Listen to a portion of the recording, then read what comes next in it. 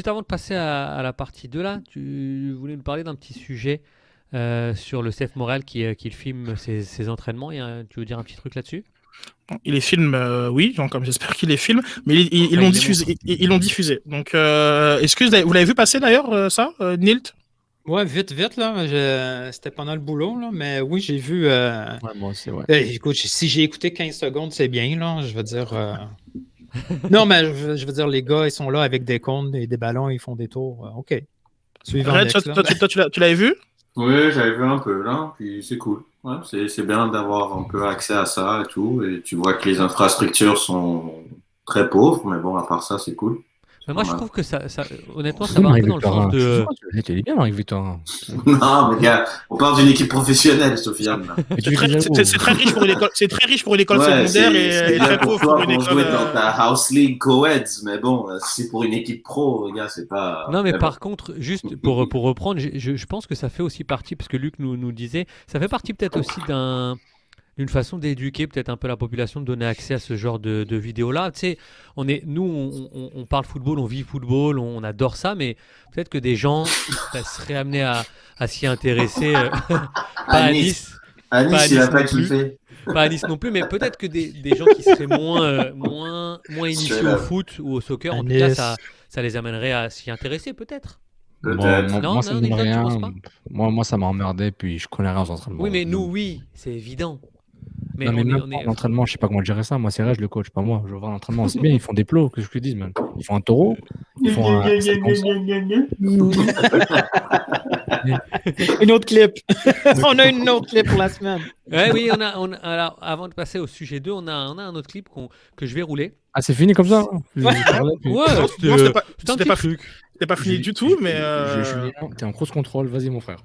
c'était pas fini du tout, mon point, Jules. Ah, vas-y, je t'écoute alors. Ok, cool. En fait, c'est comme. commencé, quoi. Hein, non, mais T'as même pas commencé. ouais, on mettait la table. Mais en fait, comme j'ai tweeté tantôt, j'avais dit à Sofiane en envoyant, j'avais envoyé une vidéo de l'entraînement du PSG avant Barça.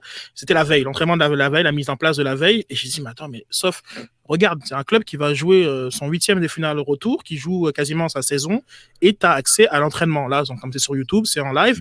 Et Sof m'avait déjà envoyé dans le passé entre entraînement du Real Madrid, et genre comme Bean filme ça, Liverpool, et on a déjà eu ces discussions-là sur la diffusion de certains entraînements. Évidemment, il y a des entraînements qui sont à huis clos, pas de problème avec ça. Mais on a toujours trouvé ça un peu bizarre qu'il y a des grands clubs, et même là, particulièrement à la veille d'un grand rendez-vous, se sentait parfaiement à l'aise de créer du contenu pour ses fans, un contenu qui est effectivement très très sponsorisé. Et là, Sof nous envoyait en privé, ah, regarde, tiens, ils t'ont écouté, on dirait. Là, ils montrent l'entraînement. Et ce que David dit bien, parce qu'en fait, c'est un peu ça que je voulais vous amener. Je trouve que c'est un contenu intéressant à montrer, mais que tout de suite, on sait que c'est un contenu qui sera exclusif à la plateforme collectif. Est-ce que c'est quelque chose qui, par exemple, vous pensez peut attirer des gens à aller s'inscrire à cette plateforme-là parce qu'il y a du contenu entraînement? Personnellement, je suis plus à l'aise que de voir ce type de contenu entraînement que les conférences de presse. Je trouve que les conférences de presse, il y a le mot presse dedans. Donc, je pense que l'idée de les rendre exclusives aux membres, c'est pas quelque chose que je comprends bien.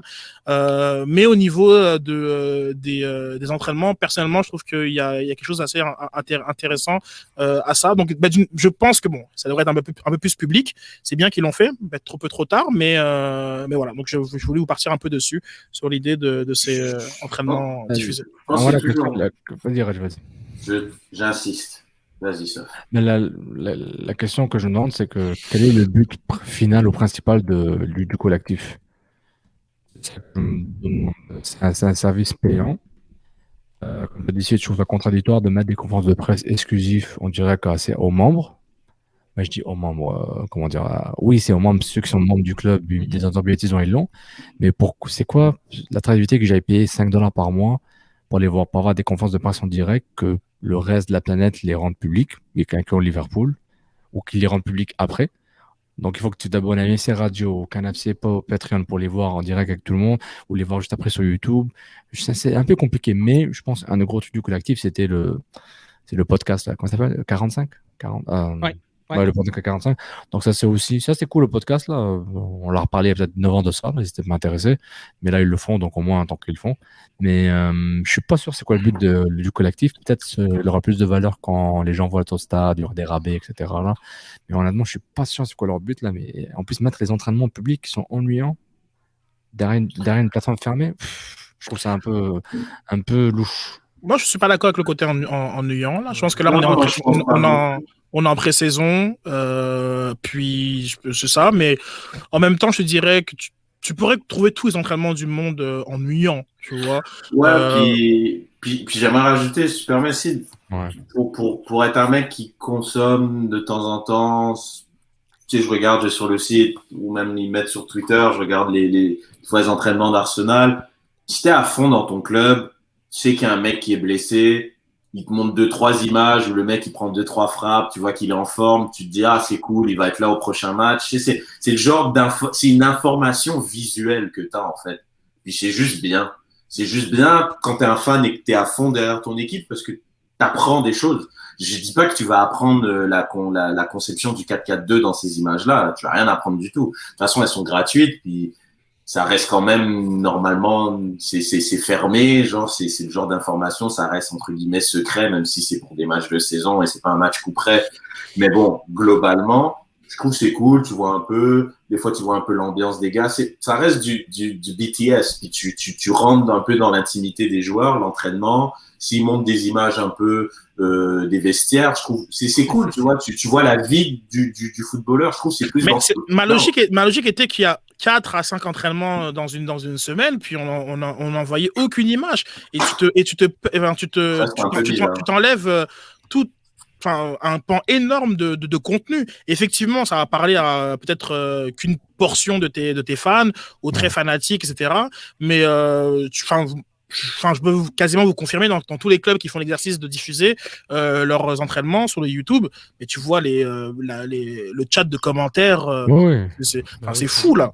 Non, il a tiré, il a marqué, genre comme là on voit un contre un et tout, genre comme je sais pas, il y a transversal, enfin les gens ils sont à fond dedans, c'est assez. Tu vois des trucs aussi, Mais pourquoi Morel va le mettre ça derrière une page à abonnement? C'est un peu bizarre, non?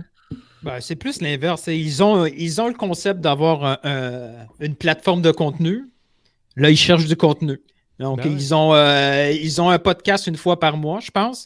Mais ils n'ont rien d'autre comme contenu. Produire du contenu, on le sait tous, là, c'est pas facile. C'est pas juste, c'est facile de dire « Hey, on se fait une plateforme de contenu. On va avoir un podcast. » une conférence de presse. On a une conférence de presse, fait qu'on va faire play. Qu'est-ce qu'on a d'autre? On a les pratiques à tous les jours. Les pratiques, gars, on commence avec ça, puis après, on verra. En gros, c'est ça, là, le collectif. Quand ils vont avoir plus de budget, ou plus, puis là, à un moment donné, après 3 mois, comme 95% des podcasts, on fait « Ouais, il y avait juste 20 vues, hein? Ouais, puis là-dedans, il y en a 5, c'est du club. » Bon, finalement, l'année prochaine, on va laisser tomber ça, on va juste mettre ça gratuit sur la chaîne YouTube. C'est cool d'avoir une idée de contenu, mais il faut du stock. Là, les gros cylindrés d'Europe qui ont des chaînes de télé, ils ont du stock intéressant. Oui, ils mettent les entraînements, mais l'entraînement fait partie d'un gros package. Là. Juste entraînement, juste conférence de presse, c'est déjà couvert en principe par les médias. Donc, un entraînement comme ça de reprise, c'est plus ou moins intéressant parce que les gars sont en train de... Mais les affrontements inter-équipes, c'est un peu plus intéressant. Là, tu vois un peu plus de trucs. Là. Mais, c'est pas avec un entraînement qu'ils vont attirer quoi que ce soit. Les conférences de presse, cette saison, sont plus intéressantes. Celles qu'on a vues au début du podcast avec le préparateur physique, c'était très, très, très intéressant. Finalement, c'est le Canadien Blue Chip. J'espère que non, parce que nous autres, c'est vraiment pas beaucoup d'argent. Beaucoup d'idées, par contre.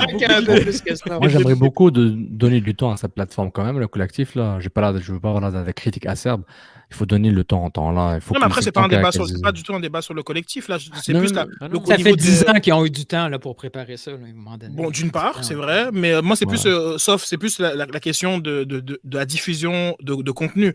Après, qu'ils le mettent derrière un paywall ou pas, Ouais. sachant que, bon, que ce que j'ai compris, c'est que c'était gratuit, que c'était offert Inclus, voilà, inclus, c'est le bon terme, aux détenteurs de billets de saison. Donc, Ouais. je place pas vraiment le curseur là. J'ai fait un petit commentaire éditorial sur les conférences de presse, mais c'est plus la diffusion de ce type de contenu-là par le club. Puis après, il y a toute la vie du club parce que il y aura il y a des pratiques à tout niveau. Il y a plein de choses qui se passent autour du club que tu peux diffuser pour garder un lien, pour continuer à faire parler de toi. Et chacun ira trouver ce qu'il veut. Il y en a qui vont être intéressés, qui vont voir que, tiens, Olivier Renard était sur le terrain en train de parler avec Laurent Simon. Est-ce qu'il y a quelque chose que je peux tirer de ça? Je peux dire, comme je salue c'est Amine qui toujours a toujours des petits trucs comme ça, des petites informations. Il y en a qui vont aimer ça. Et genre, je regardais les 1 contre 1. Tu découvres la personnalité aussi des joueurs. Je peux poser des questions sur la profondeur, tu vois. Ce qui va être intéressant, c'est quand 2 joueurs vont se pogner sur le terrain puis ils vont être obligés d'éditer la vidéo. Mais non, c'est vrai, non, moi je suis d'accord. C'est déjà arrivé. C'est déjà arrivé, hein? C'est très récemment. Et en conférence de presse aussi, on a eu le droit du editing. C'est déjà arrivé, effectivement. Ça coûte de l'argent à produire ce contenu-là. Derrière chaque victoire, Impact Media, là, c'était déjà de qualité, c'était très très cher à produire. Hein. C'était leur meilleure publicité. À chaque fois qu'ils faisaient, je me souviens, les reprises.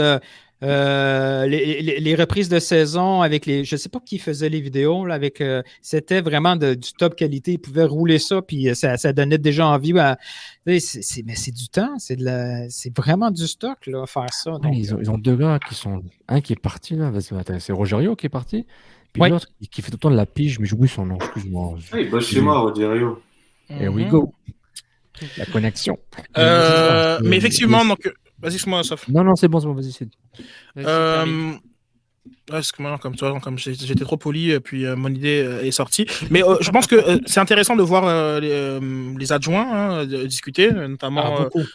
Jules. Mais, tu sais, Jules est intéressant là, maintenant. En saison, je suis sûr que tu vas pas en entendre parler. En saison, il y a beaucoup de blessures encore, tu sais, ça peut soulever des débats. Ben oui, mais dans quel club on voit un justement, physique parler pendant la saison, on s'en tape. Genre, le mec fait son taf au début, et il fait son taf à la fin. Pendant la saison, techniquement, on doit pas en entendre parler de ce oui, gars. normalement. Non, mais après, c'est un, t'as raison, je suis d'accord avec Reg, on doit pas en entendre parler, on devrait pas en entendre parler.